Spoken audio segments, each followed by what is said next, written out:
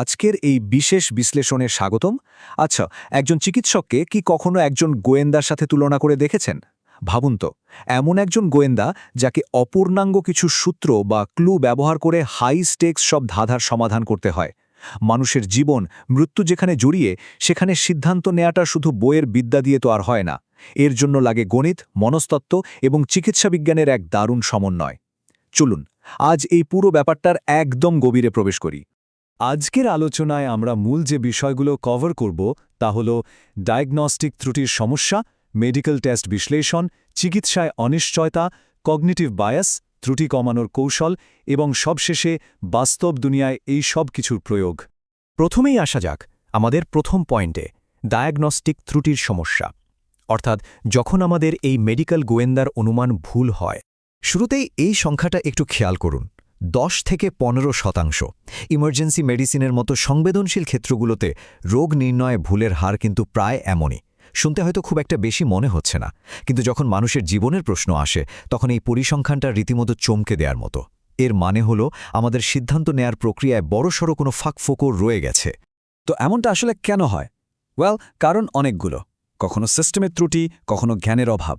কিন্তু সবচেয়ে ইন্টারেস্টিং ব্যাপারটা কি জানেন? আধুনিক চিকিৎসায় তথ্যের অভাবের চেয়ে মানুষের মনের ভুল, অর্থাৎ কগনিটিভ বায়াস আর টেস্টের রিপোর্টের ভুল ব্যাখ্যার কারণেই সবচেয়ে বেশি গণ্ডগোলটা হয়। মানে আমাদের নিজেদের মনই আমাদের ধোঁকা দেয়। এবার দ্বিতীয় পয়েন্ট, মেডিকেল টেস্ট বিশ্লেষণ। গোয়েন্দারা যেমন আঙুলের ছাপ খোঁজেন, চিকিৎসকরা তেমনি খোঁজেন মেডিকেল টেস্টের ফলাফল। চিকিৎসা বিজ্ঞানে অস্বাভাবিক বা অ্যাবসলিউট বলতে কিন্তু সবসময় নির্দিষ্ট কোনো সংখ্যা বোঝায় না। এটা মূলত একটা পরিসংখ্যানগত ব্যাপার। এই বেল আকৃতির কার্ভটা একটু লক্ষ্য করলেই বুঝবেন, রেফারেন্স রেঞ্জের বাইরে থাকা অর্থাৎ ওপরের বা নিচের ওই 2.5% মধ্যে পড়লেই সেটিকে অস্বাভাবিক ধরা হয়।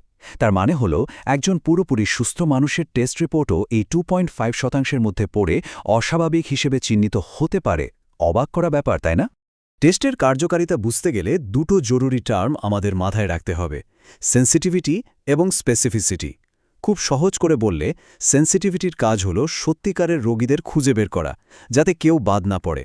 আর স্পেসিফিসিটির কাজ হলো সুস্থ মানুষকে অযথাই রোগী হিসেবে ফলস অ্যালার্ম না দেওয়া। কিন্তু মুশকিল হলো, দুনিয়াতে 100% নিখুঁত টেস্ট বলে কিছু নেই। তাই চিকিৎসকদের সবসময় একটা ব্যালেন্স বা ট্রেড অফ করতে হয়। সেন্সিটিভিটি বাড়াতে গেলে স্পেসিফিসিটি কিছুটা ছাড় দিতেই হবে। আর ঠিক এই আপসের চিত্রটাই ফুটে ওঠে এই আরওসি কার্ভের মাধ্যমে। 3 নম্বর পয়েন্ট, চিকিৎসায় অনিশ্চয়তা এবং গণিতের ভূমিকা। টেস্টগুলো যে জাদুর কাঠি নয়, সেটা তো আমরা বুঝতেই পারছি। এখানেই চলে আসে বিখ্যাত বেইস থিওরেম। একটা টেস্টের রেজাল্ট পজিটিভ মানেই যে রোগীর ওই অসুখটা আছে, তা কিন্তু একদমই না। টেস্ট করার আগে ওই রোগীর ওই অসুখটি থাকার সম্ভাবনা কতটুকু ছিল, যাকে আমরা প্রি টেস্ট প্রবাবিলিটি বলি, তার ওপর নির্ভর করেই চূড়ান্ত রেজাল্ট বিচার করতে হয়। সোজা কথায়, টেস্ট শুধু সম্ভাবনার পাল্লাটাকে এদিক থেকে ওদিকে একটু হেলিয়ে দেয় মাত্র। 4 নম্বর অংশ, চিকিৎসায় কগনিটিভ বায়াস বা মনস্তাত্ত্বিক পক্ষপাত। আমাদের ত্রুটিপূর্ণ গোয়েন্দা। এতক্ষণ তো গণিতের কথা হলো, কিন্তু এই হিসাবগুলো তো মানুষের মস্তিষ্ককেই করতে হয়, তাই না? চলুন একটা ছোট্ট ধাঁধার সমাধান করি। ধরুন একটি ব্যাট এবং একটি বলের মোট দাম 1 পাউন্ড 10 পেন্স। ব্যাটের দাম বলের চেয়ে 1 পাউন্ড বেশি। তাহলে বলের দাম কত? একটু ভাবুন তো। খুব দ্রুত চিন্তা করলে সবার মাথায় যে উত্তরটা আসে, মাথায় নিশ্চয়ই 10 পেন্স এসছে, কিন্তু আসলে একটু হিসেব করলেই দেখবেন সঠিক উত্তর হল 5 পেন্স। কারণ যদি বলের দাম 5 পেন্স হয় আর ব্যাটের দাম তার চেয়ে 1 পাউন্ড বেশি, মানে 1 পাউন্ড 5 পেন্স হয়, তবেই কিন্তু দুটোর যোগফল 1.10 পাউন্ড মিলবে। এই সিম্পল ধাঁধাটাই প্রমাণ করে যে আমাদের মস্তিষ্ক দ্রুত সিদ্ধান্ত নিতে গিয়ে কিভাবে ইনটিউটিভ ভুলগুলো করে বসে। মনোবিজ্ঞানে একে বলে ডুয়াল প্রসেস থিওরি। টাইপ 1 হলো আমাদের মনের অটো পাইলট মোড, খুব ফাস্ট, অটোমেটিক। আর টাইপ 2 হলো ধীর, বিশ্লেষণাত্মক এবং যৌক্তিক। সমস্যাটা হয় তখন যখন চিকিৎসকরা খুব ব্যস্ত বা ক্লান্ত থাকেন। তখন অবচেতনভাবেই তারা এই টাইপ 1 বা অটো পাইলট মোডের ওপর বেশি নির্ভরশীল হয়ে পড়েন। আর তখনই ঘটে যায় বিপত্তি। আর এই টাইপ 1 থিঙ্কিং থেকেই আসে নানা রকম বায়াস। যেমন ধরুন অ্যাঙ্কারিং, রোগীর বলা প্রথম লক্ষণের উপরই আটকে থাকা, অথবা কনফার্মেশন বায়াস, নিজের প্রাথমিক ধারণাকে সত্যি প্রমাণ করার জন্য শুধু এভিডেন্স খোঁজা। এই সাবকনশিয়াস পক্ষপাতগুলো একজন ভীষণ দক্ষ চিকিৎসককেও ভুল পথে নিয়ে যেতে পারে। 5 নম্বর পয়েন্টে আসি, ত্রুটি কমানোর কৌশল। এই মনস্তাত্ত্বিক ব্লাইন্ড স্পটগুলো থেকে বাঁচার উপায় কি? আমাদের মনকে জোর করে আবার সেই টাইপ 2 বা বিশ্লেষণাত্মক চিন্তাধারায় ফিরিয়ে আনতে কিছু স্পিড বাম্প বা কাঠামোগত পদ্ধতির দরকার হয়, যেমন চেকলিস্ট তৈরি করা কিংবা রোজ মেথড, মানে rule out the worst case scenario. কোনো উপসর্গের পেছনে সবচেয়ে খারাপ কী রোগ থাকতে পারে সেটা আগে ভেবে বাতিল করা। এগুলো তাড়াহুড়ো করে সিদ্ধান্তে পৌঁছাতে বাধা দেয়। টিমওয়ার্কের ক্ষেত্রে আসে SBR framework: situation, background, assessment এবং রেকমেন্ডেশন। হাসপাতালের ব্যস্ত পরিবেশে যখন এক শিফট থেকে অন্য শিফটে রোগীর দায়িত্ব দেওয়া হয়, তখন এই নির্দিষ্ট স্ট্রাকচারে কথা বললে গুরুত্বপূর্ণ কোনো তথ্য হারিয়ে যাওয়ার বা ভুল বোঝার চান্স একদম কমে যায়।